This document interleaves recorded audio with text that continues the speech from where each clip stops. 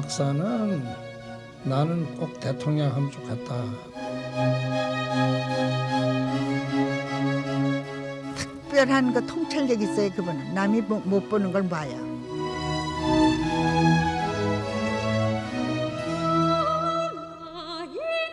역사와 한국 여성계의 역사에 좀 크게 새겨지신 그런 분이시다.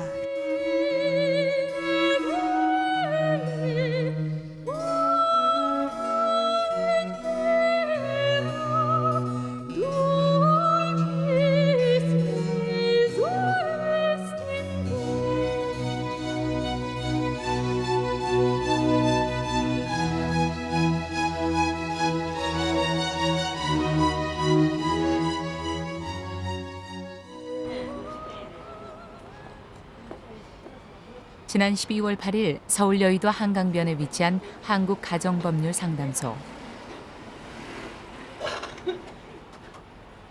갑자기 차가워진 날씨에도 불구하고 아침부터 사람들이 회의실로 모여들었다. 윤영숙 선생님. 이 땅에 외롭고 힘없는 여성들이 가슴 아픈 사연을 안고 찾아오는 곳. 그래서 회의 시간이면 진행 중인 상담 내용을 놓고 열띤 토론을 벌이곤 하는데 오늘은 오가는 얘기가 조금은 다르다. 찬성가 중에 그냥 노래는 산들바람을 좋아하시는데 바이곡에도 좋아하셨지. 네? 할아버지가 좋아하셨다 그랬어요. 바이곡에도 괜찮다.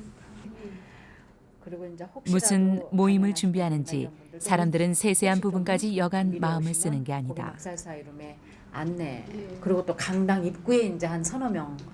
그래서 지난번처럼 그렇게 돌아가시는 분이 없도록 이곳 사람들에겐 항상 그리고 이맘때쯤이면 더욱 그리워지는 사람이 있다.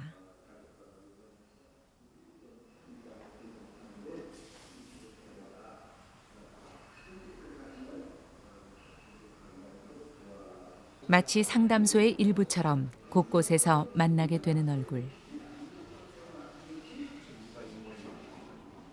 45년 전 대한민국 최초로 무료 법률 상담소를 열고 이 땅에 소외받는 여성과 평생을 함께해온 사람, 바로 이태영 박사다.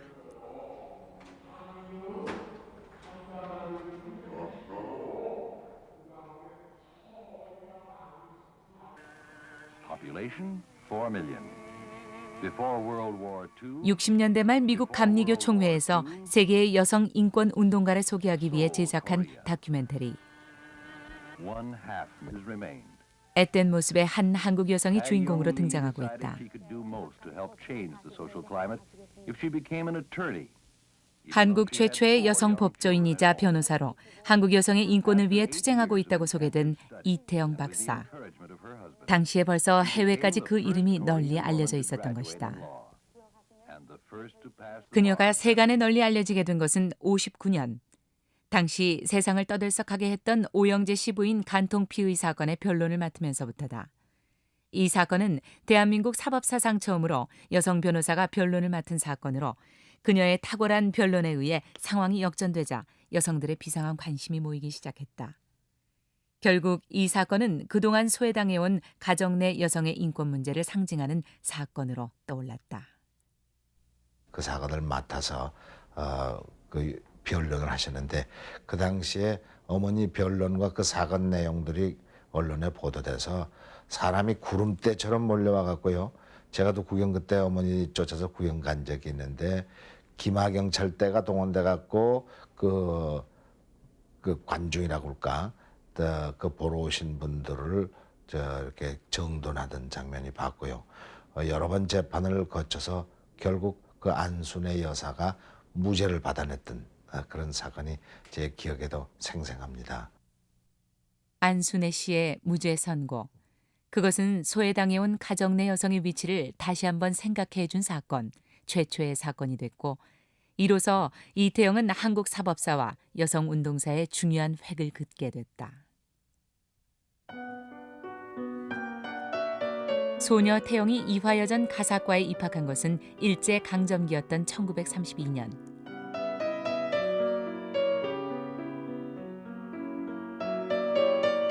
어렸을 때부터 변호사가 될 꿈을 안고 있었던 그녀는 이화여전 시절 언제나 한 손에는 가사과 전공서를, 한 손에는 법률 전문서를 들고 다녔다. 재학 시절 여학생들도 법률을 알 필요가 있다고 일깨우며 법조인의 꿈을 키워갔다. 그러나 결혼과 함께 그녀의 인생은 전혀 뜻하지 않은 방향으로 흘러갔다. 태영은 36년 안창호 선생과 함께 독립운동을 하던 청년 신학자 정일영 박사와 결혼했다. 그러나 당시 평양의 감리교 신학교 교수였던 그는 독립운동으로 인해 투옥과 해외 도피를 거듭했고 남편의 옥바라지와 생계를 위해 누비 이불을 만들어 팔아야 하는 힘겨운 시절을 보내야 했다. 이 박사님의 손을 보면 그 손을 이렇게 펴면 5개의 방향이 전부 다 다르게 펴집니다. 손을 보면. 저는 이 박사님 손을 처음 보고 깜짝 놀랐습니다. 처음부터 기형인 줄 알았는데 알고 보니 기형이 아니라 당신의 그 남편 정일영 박사님이 옥바라지하고 그 자녀들 그 공부시키고 뒷바라지 하느라고 싹바라지를 하느라고 밤새껏 이 가위질을 많이 해가지고 이 손가락이 다 틀어졌다는 사실입니다. 그때 이제 한 달 동안에 니비불 장사하면서 저녁에는 저기 합창대에 나가서 그 니비불에 물감을 들이면 손에 뭐 물감이 있잖아요. 그걸 부끄러워서 뒤에다 이래 감춰가면서 노래를 해서 돈 벌어가지고 이제 한 달 되면 저 평양으로 간단 말이에요. 45년 해방. 그것은 그녀에게 일제로부터의 해방이자 끝이 보이지 않던 힘겨운 고생으로부터의 해방이기도 했다. 밀피문중학교 교정에서 연설하는 해방과 함께 남편 정일영 박사도 집으로 돌아왔다. 여운형은 당시 민중에게 가장 영향력이 있었던 사람이었다. 정일영 박사는 여운형의 권유로 건국준비위원회에서 활동하게 됐다. 즉시 조선 건국준비위원회를 결성하고 해방 정국의 진공 상태를 메워 나갔다. 8월 말 그러다가 미 군정청이 들어섰다. 안창호 선생과 미국에서 오랫동안 독립운동을 했던 정일영 박사는 미 군정청의 요직을 맡게 됐다. 결혼 10년 만에 찾아온 안정. 그러나 이미 꿈은 사라진 뒤였다. 그런데 남편 정일영 박사는 내 아이의 엄마가 된 그녀에게 늦게나마 법대에 진학하라고 권했다. 박가들은 이제 이 군정청의 그 인사처장으로 계실 때였었거든요. 그러니까 그분이 인사처장으로 계시다는 것도 모르고 하여튼 어떤 여자가 특수구나 말이지 법과대학을 다니겠다고 하니 참 그냥 특수한 양반이라거나 그렇게만 이제 알았어요. 49년 이태영은 서울대 법대를 졸업했다. 쉬는 시간이면 2살박이 막내딸에게 젖을 먹이느라 늘 헐레벌떡 뛰어야 했던 30 중반의 주부 만학도. 그러나 이태영은 당당하게 법대를 졸업한 최초의 여학생이 됐고 그로부터 3년 뒤인 52년 사법고시에 합격했다.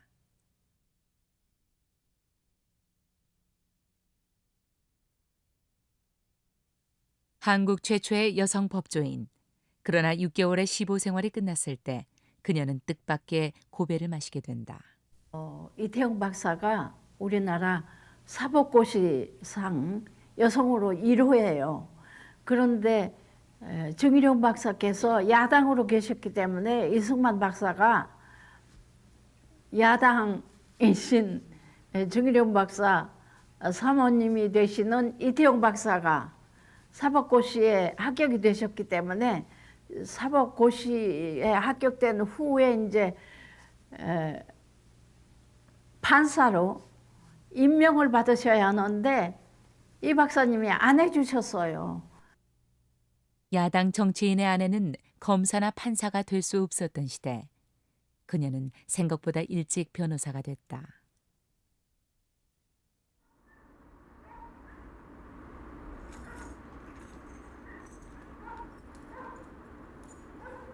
서울 서대문구 봉원동에 있는 정일영 이태영 박사 기념관.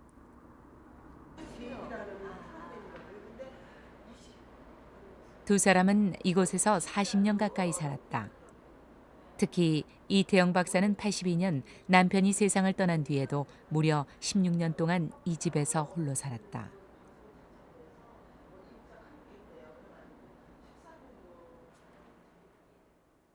그녀에게 있어 이 집은 한국 격동의 20세기를 함께해온 남편 정일영 박사의 채취가 있는 매우 소중한 곳이었다. 또한 이 집은 그녀의 손으로 직접 지었다. 검소한 생활 습관이 몸에 밴 이태영 박사는 시내 건물의 건축 폐자재로 이 집을 지었다. 건축이 시작이 되자 스스로 지게를 지고 벽돌을 날라 담을 쌓기도 했다. 그뿐만이 아니다. 이태영 박사에게 이 집은 그녀의 일생을 결정지은 소중한 사람들과 만난 곳이다. 그때가 바로 52년 변호사가 된 직후였다. 당시 그녀는 황신덕과 같은 선배 여성운동가들과 함께 여성들을 돕기 위해 집에서 무료 법률 상담을 시작했었다. 특별히 제 누이 동생이 저보다 3, 4년 몇인데 그건 이제 국민학교 들어가기 전이니까 오빠 왜 우리 집에는 맨 우는 여자, 그래서 또 얼굴 찡그린 여자, 그다음에 기분이 나쁜 여자만 오냐 나보고 묻더라고요. 그래서 저는 국민학교 4학년이니까 대충 저간의 사정을 알았습니다. 그래서 우리 엄마가 불쌍한 여자들 그런 양반들을 돕는 거다. 근데 문을 열자마자 아침에 이렇게 나가 보셨을 때 여성들이 그냥 수십 명이 그냥 줄을 서서 선생님을 기다리셨다. 그걸 보면서 선생님이 내가 정말 이 일을 참 잘 생각을 했다. 그리고 만일에 내가 아니었더라면 이 여성들의 억울하고 답답하고 분하고 또 억울하게 당하는 이런 일들을 어떻게 누가 해결을 해 주었을까라는 그런 생각을 하시면서 아주 참 자신의 할 일을 찾은 이태영은 4년 뒤 정식으로 여성 법률 상담소를 열었다.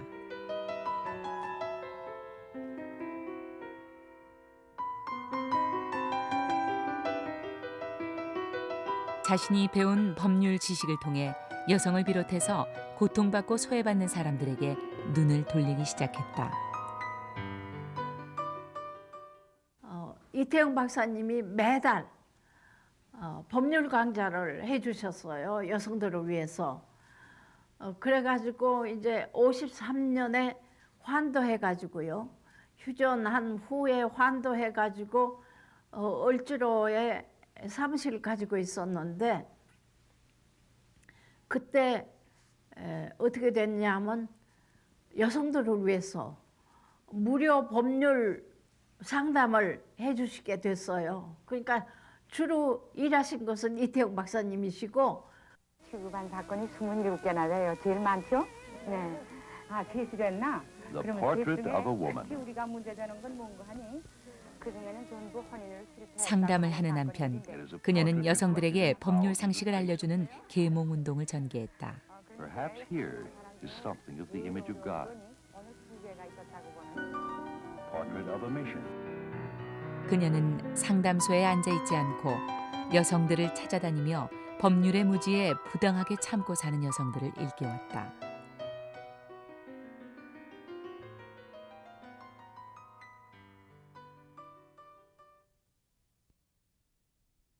상담소에는 이런 여성들의 발길이 끊어지질 않았다. 이 땅에는 불행한 여성들이 그렇게도 많았고 그것은 당시 법체계상 어쩔 수 없는 일이었다. 48년 대한민국 정부는 민주헌법을 제정했다. 즉 헌법상 여성은 남성과 분명 동등한 관계다. 그러나 가족법을 보면 아내는 재산권이 없다. 아내의 재산은 남편의 것이었다. 자녀의 양육권도 아버지에게만 있었다. 그리고 남편의 간통은 문제시되지 않고 아내의 간통만을 문제 삼아 이혼 사유로 귀속시켰다.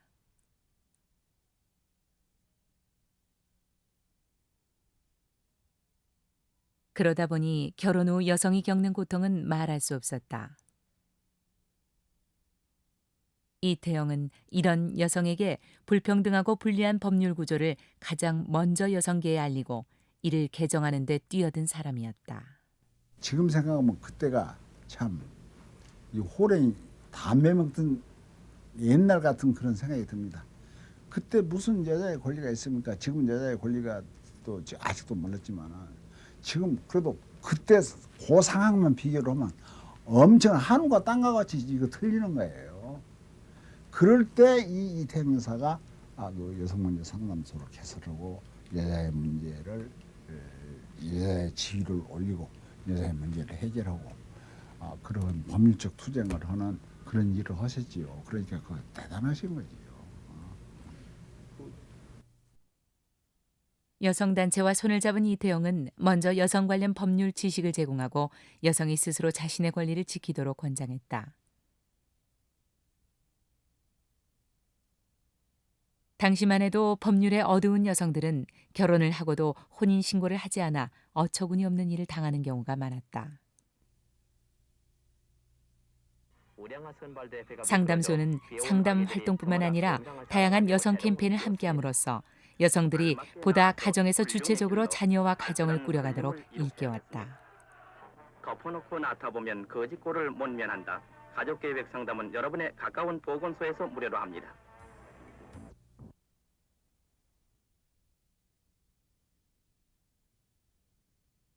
한편 여성단체와 손잡고 정부를 상대로 결혼 여성의 재산권과 양육권, 이혼 위자료 청구권, 그리고 상속권 등 관련법 조항 개정을 요구하기 시작했다.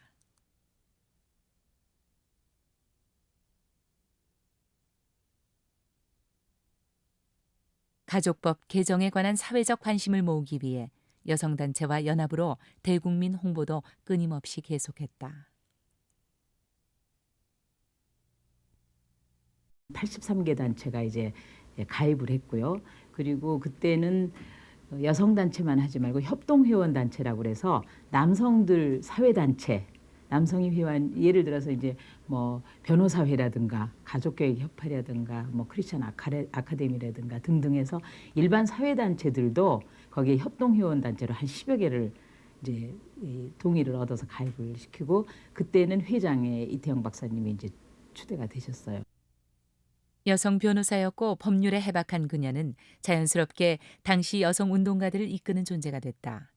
그녀를 중심으로 여성 운동가들은 하나가 됐다. 그리고 정부와 국회를 상대로 끈질기게 싸워나갔다. 그러나 50년대 시작한 가족법 개정 문제는 90년대 초까지 이어지고 있었다. 어려운 고비도 많았다. 80년대 말 동성동본 금원조항 폐지건을 놓고 유림들과 정면으로 부딪히게 됐다. 집과 상담소에는 폐륜녀라고 적은 유림들의 협박 편지가 날아들었고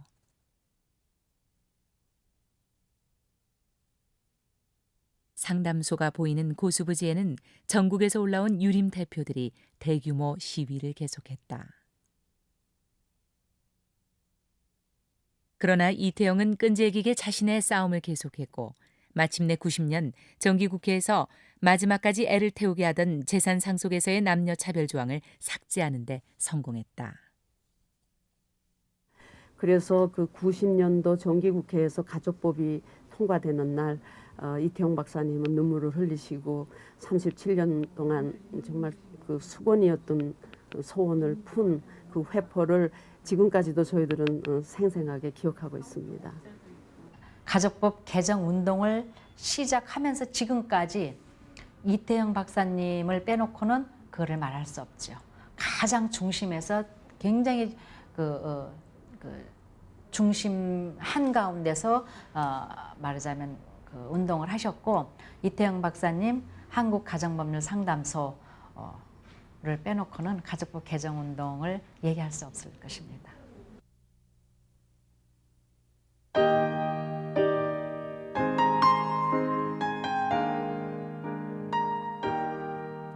상담소를 중심으로 가족법 개정 운동을 계속해 나가던 63년 이화여대 법대 학장이 됐다.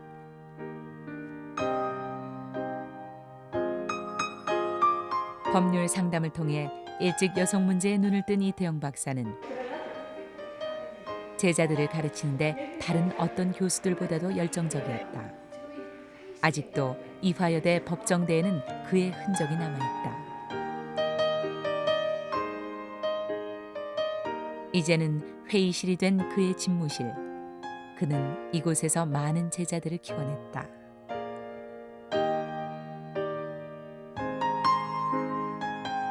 그는 제자들에게 법이란 가난하고 힘없고 어려운 이웃을 위해 있는 것이라고 가르쳤다.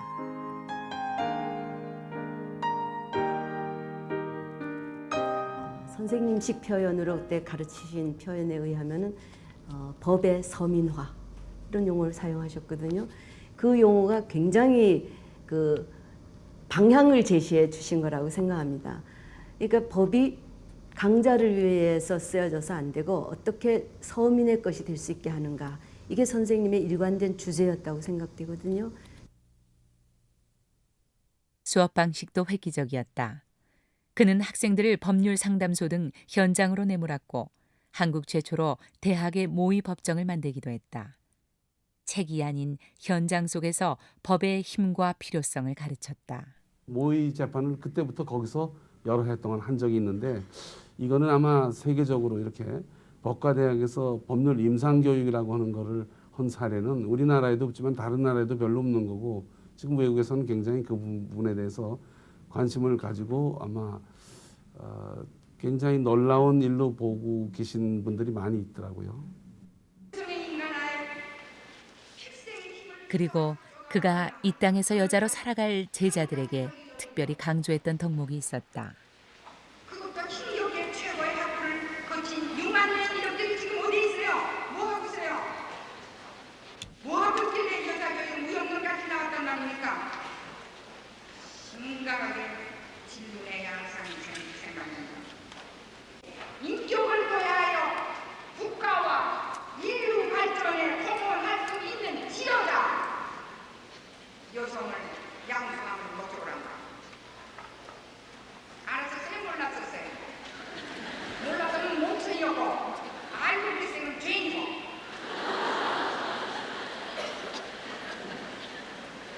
그러니까 여러분은 싫거나 좋거나 원거나 안 원거나 지도자께 할 의무를 갖고 손들고 맹세하고 이야기를 들어왔단 말이에요.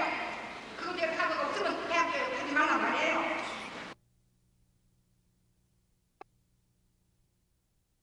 그렇게 이 땅의 여성 지도자들을 키워내고 싶어 했던 이태영. 그러나 불과 8년 만인 71년 그는 대학을 떠났다. 그 결정적인 계기는 화재였다. 그의 집에 불이 났던 것이다. 고양이가 입에다가 불씨를 물고 왔다 갔다 해서 불이 났다. 이렇게 결론을 내렸는데 지금까지 그 사건을 확실하게 해결하지는 않았지만은 지금도 그거는 미스테리고 또한 외부에 의한 그 방화라고 하는 데 대해서는 그 심정은 분명합니다. 그러나 증거가 없으니까 왜냐하면 이쪽에서는 수사권이 있는 것도 아니고 그러니까 대충 유야무야하고 끝난 사건입니다. 그러고 나서 여기를 지어가지고 방화가 거의 확실한 화재. 그렇다면 누가 왜 불을 지른 것일까?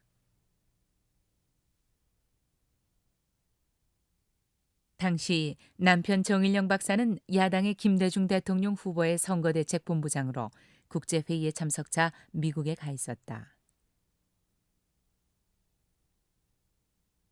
그런데 그 원인 불명의 화재로 대통령 선거에 필요한 자료들이 완전 전소됐다.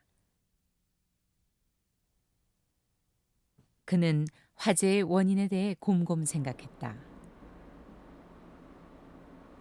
정일영 박사님은 한국 보수 야당의 원로 지도자였고 그다음에 이태영 여사는 여성 운동권의 중심에 있었기 때문에 두 부부가 함께 사는 이 봉운동은 민주회복 운동의 산실로 역할을 할 수밖에 없는 그런 상황이었습니다. 명동에서 시위를 하셨을 때 차에 앉아가지고 이제 그 투쟁을 하셨는데 그 차를 그대로 들어 올려가지고 검거 당하셨다고 그런 말씀을 하시더라고요. 그러면서 우리나라 민주주의가 이런 식으로 가면 요원하지 않느냐 그러면서 그때 그 눈물을 흘리시더라고요. 오랜 군사 독재 속에 한국의 민주주의가 심각하게 병들고 있다는 결론에 이르자 그는 학장직을 그만두고 정권 교체를 위한 야당 후보 지지 연설에 나섰다. 거기서 몇 사람이 연설을 하는데 가만 그 이태왕 박사가 그날에 한 연설은 청중을 좀 완전히 그만 그 흥분으로 몰아넣는데 나도 지금 그게 이제는 30년 세월이지만 그날에 이태왕 박사가 하던 이야기를 나 지금 흉내를 내고 고대를 할 수 있게 머리에 기억되고 있습니다. 그런 일이라는 게 쉬운 일이 아니죠. 이태영이 민주화 투쟁에 나선 데는 다른 이유도 있었다. 69년 당시 여당은 대통령의 임기를 또다시 연장하는 삼선 개헌안을 들고 나왔다.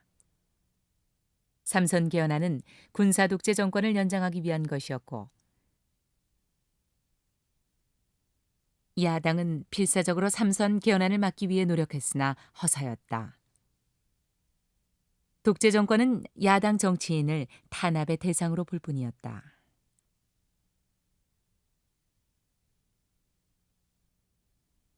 대학가엔 진압 차량과 진압군의 막사가 들어섰다. 군사 정권은 이렇게 조금씩 독재를 강화하고 있었다. 74년에는 시인 김지아가 다시 투옥됐고 75년에는 교수들 수십 명이 인혁당이라는 가공의 용공 조직으로 몰려 군법회의에 회부됐다. 근데 그 사건이 무슨 사건이냐? 그것이 아무것도 없어요. 내용은 이제 박정희 씨가 유신을 선포하고 긴급조치를 계속 발표하고 그리고 뭐 대학 교수 등 인혁당 사건은 이제 그 안에 군법회의를 열어가지고 전부 했거든요. 막 사형, 무기 이렇게 선고를 했단 말이에요. 그 사건이 8을 죽이고 그러지 않습니까? 그런 상황을 이제 보고 나서 도저히 이런 한국의 지성인들이 한국의 장래를 생각할 때 이걸 이대로 놔두면 나라 장래가 이것이 어떻게 되겠냐. 이런 상황을 지켜보던 정일영, 이태영 부부는 함석헌 옹 등을 중심으로 구국선언문을 작성했다. 이태영 박사님이 헬 쓰셨죠. 그때 우리가 무슨 모임이 이제 그 신촌 그 다락방 있죠.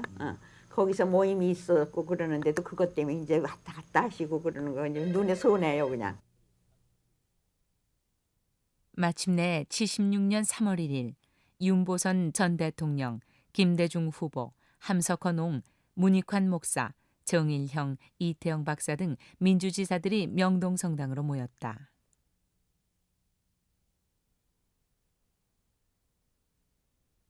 그리고 미사가 끝난 뒤 구국선언문을 낭독했다.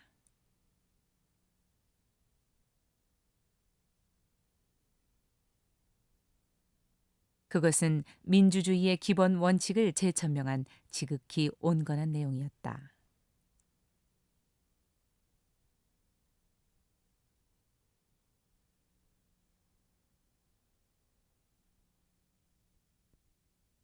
그러나 군사정권은 그마저 용납하지 않았다.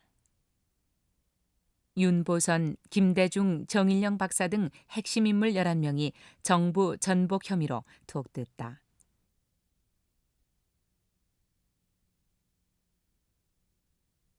몇 차례 항소를 기도했으나 번번이 좌절되고 결국 그 이듬해 정일영 박사는 의원직을 빼앗기고 이태영 박사는 변호사 자격을 박탈당한다.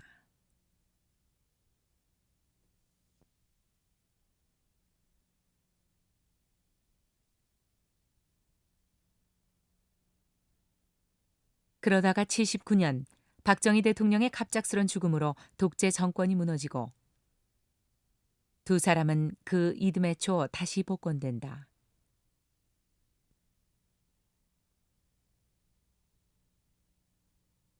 그러나 그해 봄은 길지 않았다. 봄부터 대학가를 중심으로 시작된 군사정권 퇴진 요구는 전국적으로 확산됐다. 그러다가 마침내 5월 광주 사태와 함께 서슬퍼런 계엄령이 떨어졌다. 바로 그 즈음 이태영에겐 이상한 우편물이 전달됐다. 군법회의에 증인으로 출석하라는 소환장이었다.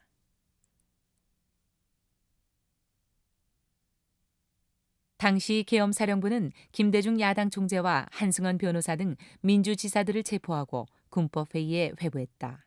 바로 김대중 내란 음모 사건이었다. 그 증인이 세 사람인데 그 두 사람도 제가 지금 이름을 기억을 못해서 그렇지 굉장히 쟁쟁한 재야 인사들입니다. 그런데도 그분들이 법정에를 못 나왔고 유일하게 법정에 나온 분이 이태영 여사입니다. 그날 아침에 이제 계엄사를 하려고 그러는데 그 전부터 그 당시에는 그 안기부가 아니고 정보부로 나는 기억을 하는데 정보부라고 하면서 전화가 자꾸 걸려와요. 이 박사님 혹은 할머니 오늘 그거 가면 재미없습니다. 안 가시는 게 좋을 것입니다. 이렇게 전화가 몇 분 왔답니다. 그러나 이태영은 서슬퍼런 군법회의장에 나갔다. 그리고 열변을 토하며 피고들을 위해 증언했다. 거기 있는 피고인들도 전부 다 울었답니다. 그래서 자기는 그때 김대중이는 절대로 말이 아니다. 이 사람은 선통일 후 민주가 아니라 선민주 후 통일이다 하는 걸 내가 명백하게 정언을 했는데 그때는 정말 살벌했고 해서 누구도 증언대에 나오기를 참 꺼려했을 때 과감하게 우리 억울한 피고인들을 위해서 그리고 포악한 그 군사 세력을 규탄하는 그런 증언을 용감하게 해주신 것을 저희가 지금도 참 잊을 수가 없습니다. 5공화국 내내 어지러운 전국은 계속됐다. 학원가에 최루탄이 난무하고 학생들이 죽어갔다. 급기야 87년에는 이한열 열사의 죽음으로 대학가는 물론 시민 노동자들까지 군사정권 퇴진을 요구하며 거리로 뛰어나왔다. 이태영 박사도 언제나처럼 그 대열에 앞장섰다. 그러나 그의 나이 어느덧 73, 고령의 수술까지 한 몸이었다. 신장에 암이 발견돼서요. 가서 신장을 하나 떼어냈습니다. 그때 전후라요. 그럼에도 불구하고 6.29 정신에 찬동을 해서 여러분들을 돕고 그 6.29 선언, 6.29 항쟁이 성공할 수 있도록 서로 중지를 모았던 기억이 있었는데 할머니 몹시 아프셨어요. 그러나 그는 그 후로도 계속 나이 80에 가깝도록 가족법 개정운동과 민주화 투쟁 현장에 달려나갔다. 그런 그는 일찍부터 해외 인권운동가들에게 주목을 받았다. 이미 70년대에 세계 법률가들의 모임에 나가 기조연설을 하기도 했고 전 세계의 여성 지도자 그리고 여성 인권운동가들과 수십 년간 서로의 경험을 나누며 교류해왔다. 그러는 동안 비록 그의 생전에는 국내에는 알려지지 않았으나 세계에 권위 있는 인권상을 두루 수상했다. 71년에는 세계법률가협회에서 주는 법을 통한 세계평화상을 수상했고 78년에는 세계법률부조협회로부터 법률부조상을 받았다. 86년에는 다시 미국의 공익재단인 더피재단으로부터 더피 인권상을 수상했고 80년에는 국제여성협회에서 선정한 여성을 돕는 여성에게 주는 상을 받았다. 그리고 75년에 이미 아시아의 노벨 평화상이라고 불리는 라몬 막사이 사이상을 수상했다. 당시 야당 정치 원로의 아내라는 이유로 축하 모임조차 가질 수 없었던 이태영 박사. 하지만 이제는 한국과 세계의 인권운동사에 그 이름을 뚜렷이 남기게 됐다. 참으로 우리나라가 그 역사 안에서 드물게 볼 수 있는 훌륭한 분이었다. 우리 국민 한 분으로서나 한 인간으로서나 여성으로서 참으로 많은 이웃들에게 잊을 수 없는 많은 분들 이웃을 수 없는 친근한 이웃으로서 또 어머니 같은 누나 같은 그런 존재로 언제나 또 고통받는 이와 함께하는 그런 분으로 우리 안에 살아 계실 거다 하는 이런 생각이 듭니다.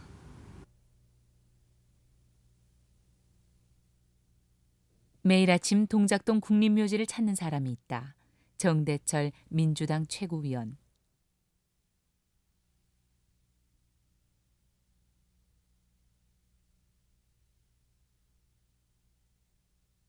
그는 재작년 어머님인 이태영 박사마저 세상을 떠나신 후 매일 아침 국립묘지를 찾아 부모님께 인사를 하는 것으로 하루를 시작한다.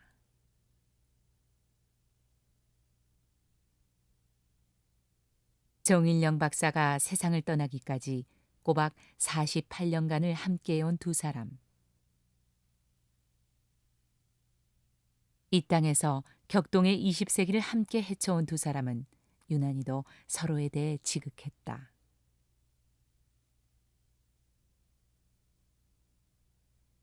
그 대표적인 예가 바로 가위다. 정일영 박사는 출장 갔다 돌아올 때면 언제나 가위를 사가지고 왔다. 처음엔 가까운 사람들도 그 까닭을 몰랐다. 사세요. 치마 한 감 사세요 하고 여기 자막대기를 들고 행상을 했어요. 그런데요. 그때가 가위가 없어서요.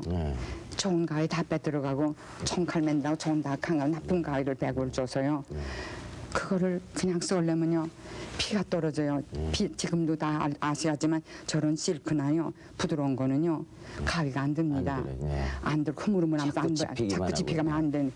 그러려니까 그걸 하룻밤에 명주 100피를 그걸 다 빨아서 불을 해서 염색을 해서 그리고 다짐이 발 다짐이 손 다짐이 그다음에 다듬이질 그다음에 홍두깨질 그다음에 다림질 그래가서 썰려면 피가 뚝뚝 떨어져서 손이 지금 여러분 가위질하다가 저절로 너무 아파서 피가 뚝뚝 떨어지고 이렇게 하고 자꾸 뼈는 이렇게 휘고 가니까 마지막 혼자서 그냥 가슴이 아파서 가위 좋은 가위 가져보면 좋겠다. 어머님이 어떤 말씀을 하시냐면 그 당시에 멋쟁이 가위 좋은 가위 있었으면 나에게 손까지 휘어지지 않을 텐데 가위들이라는 게 일제시대 때 제대로 또 뭐 못 샀고 돈도 없었고 그래서 해방되니까 우리 아버님이 저 외국 다니면서 가위 크고 좋은 것을 하도 많이 사다 주셔서 우리 집에 가위 전시관이 됐을 정도입니다. 그게 아주 천추의 한이라 그냥 아버님도 뭐 가위 그거 해방되고 뭐가 그렇게 필요하겠습니까? 그래서 가위 이렇게 조그만 가위 있었대 우리 집에 큰 가위까지 가위가 100여 개 있었던 생각이 납니다. 하지만 정일영 박사가 더욱 가슴 아파한 것은 아내가 공부할 기회를 놓쳤다는 사실이었다. 해방 후 그는 아내의 학업을 뒷바라지해 주었다. 이 박사님이 오늘날 있기까지는 정일영 박사 같은 남편이 없으면 이 박사가 없습니다. 저도 남의 가정에 어떤 가정이 가자입니다. 그 어린애를 말이지 몇 사람이나 낳아놓고 부인을 변호사 공부시킨다고 서울 법대에 들어가도록 하고 거기서 강의 받도록 하고 그러가 또 변호사 되었으면 됐지. 또 이 외국에 유학까지 시키고 이건 우리는 도저히 상상할 수 없습니다. 이런 남편에게 이태영 박사도 매우 지극했다. 그녀는 집에 돌아오면 언제나 바지 끝단에 고무줄이 넣어진 작업복을 입곤 했다. 사람들은 그를 평안도 아줌마라고 불렀다. 이 선생님 왜 그렇게 꼭 시골 평안도 아주머니처럼 그렇게 옷을 입고 계시느냐고 묻네요. 대답해 주세요. 그랬다고요. 설명해 주세요. 그랬더니 그래 그 선생님 하시는 말씀이 내가 집에 들어와서 우리 능감님이라고 하거든.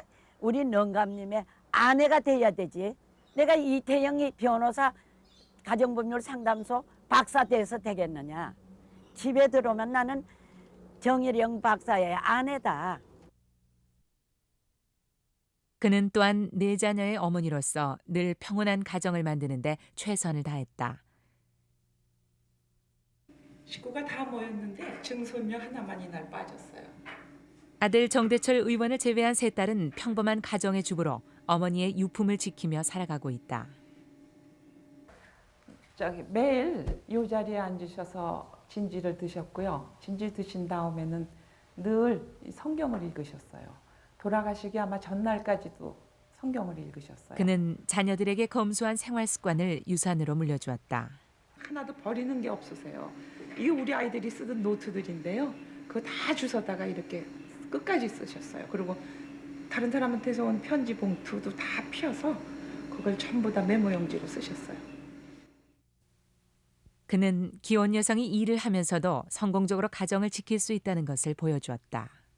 가정을 가져서 뭐 진선미 딸 셋을 다 키우고 그것도 멋있잖아요. 이름을 진선미 이렇게 해서 다 키우고 그뿐 아니라 또 아들 하나를 잘 키워서 또 그에게 지금도 기대를 거는 사람들이 많이 있는 거니까 그런 걸 볼 때 어느 모로 보나 한국 여성으로서 가장 성공한 분이 아니냐.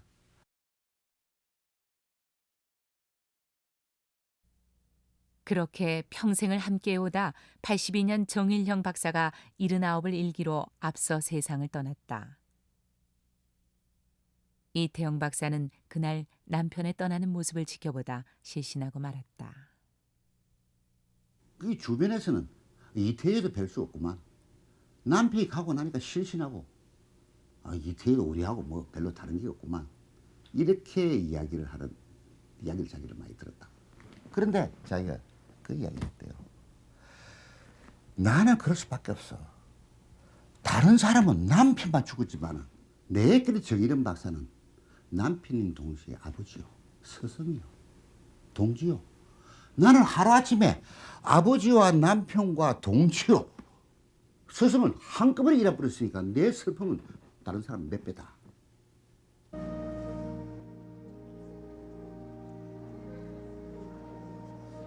그로부터 16년 동안 홀로 봉원동 집을 지키던 이태영 박사는 재작년 향년 85세를 일기로 세상을 떠났다.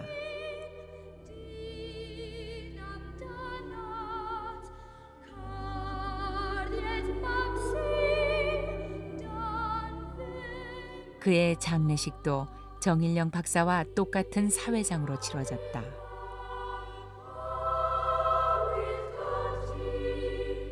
16년 전 정일영 박사를 떠나보냈던 사람들이 이제 그를 떠나보내기 위해 모였다. 사람들은 그와 함께 해온 세월을 결코 잊을 수 없을 것이다. 그는 이 나라 최고의 여성 엘리트였다. 그리고 부러울 것 없는 정치 지도자의 아내였다. 편안한 삶을 택할 수도 있었다. 그러나 그는 억압받고 고통받는 이웃을 돌아보았다.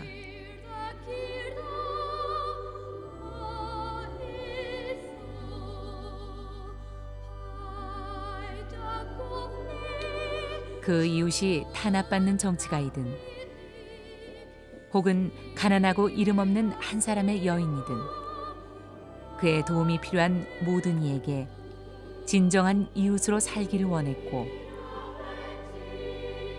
평생을 그렇게 살았다. 힘없고 가난한 그런 사람들을 위해서 일생을 헌신했다는 것은 이건 정말 대단히 정말 역사적인. 그래서 우리 역사와 한국 여성계의 역사에 좀 크게 새겨지실 그런 분이시다 이렇게 느끼고. 법조인의 역할이 이 법정의 수임 사건만 가지고 이렇게 출입하는 그런 정도에 머물러서는 안 되고 더 넓게 사회를 좀 더 바로잡기 위해서 어떻게 해야 되는가 하는 사회운동의 선구자로서도 저에게 많은 가르침을 주셨습니다. 특별히 여성들을 위해서지만 여성만이 아니고 우리나라 인권 전체의 어떤 향상을 위해서 힘써서 보이고 그 좀 암울했던 시대에 어떤 그 횃불을 좀 불을 밝히는 그런 분이었다 이렇게 좀 느껴집니다. 아직도 저 마음에는 그분이 아직 살아 계시는 것 같기도 하고, 예? 지금이라도 이렇게 이 방문을 열고 들어오시면서 옛날처럼 아주 그냥 얼굴에 미소를 하면서 인사하시며 들어오실 것 같은 그런 느낌도 드네요.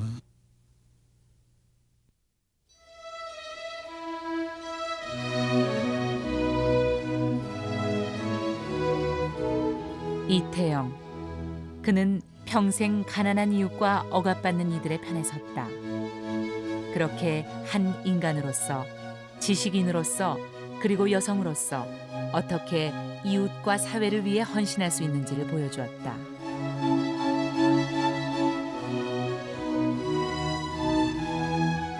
그것만으로도 그는 새로운 세기를 향해 가는 우리들이